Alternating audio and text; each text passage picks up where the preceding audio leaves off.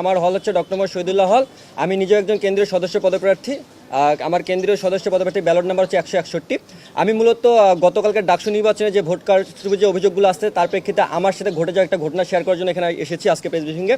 আমি যেই GSK vote দিয়েছি সেখানে সেই জিএসের ভোট আসছে 0। আমি যদি স্পেসিফিকভাবে বলি, আমি 3 জনকে ভোট দিয়েছি। একজন হচ্ছে ভিপি পদে আবিদ ভাইকে ভোট দিয়েছি, জিএস পদে হচ্ছে সম্রাট ইসলামকে ভোট দিয়েছি এবং এজিএস পদে হচ্ছে আশিকুর রহমান জিমকে ভোট দিয়েছি।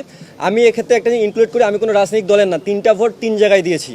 সেই জায়গা থেকে যে আমি যে জিএসকে ভোটটা দিয়েছি, সেই জিএস যখন রেজাল্ট শুনে হচ্ছে উনি নিজেই আমাকে নক করছিল, নক করে বলছিল যে আমার রেজাল্ট 0 আসে, তুমি আমার হলে থাকো, তুমি শহীদুল্লাহ হলে থাকো, তুমি থাকা সত্ত্বেও আমার রেজাল্টটা 0 আসে। স্পেসিফিকভাবে বলি যে উনি হচ্ছে আমার এলাকার ভাই, আমার খুব কাছের ভাই, ঠিক আছে। সেই জায়গা থেকে হচ্ছে আমি তখন রেজাল্ট শুনতে পাই না, আমার হচ্ছে ভেরিফিকেশন একটু সময় ছিল, এই জন্য আমি গতকালকে শুধু পোস্ট করছি যে এরকম একটা অভিযোগ আসছে, আমি ভেরিফিকেশন করি, দেন হচ্ছে আমি এটা মিডিয়ার সামনে উপস্থাপন করব। কিন্তু আমার স্পেসিফিক একটা জায়গা থাকবে, সব হলেই যদি সুষ্ঠু নির্বাচন হয়, সব কেন্দ্রে যদি সুষ্ঠু নির্বাচন হয়, আমার জায়গায় কেন এটা হলো এবং আমার ওই একটা ভোট কোথায় গেল? আমার প্রশ্ন একটাই, যে আমার ওই একটা ভোট কোথায় গেল?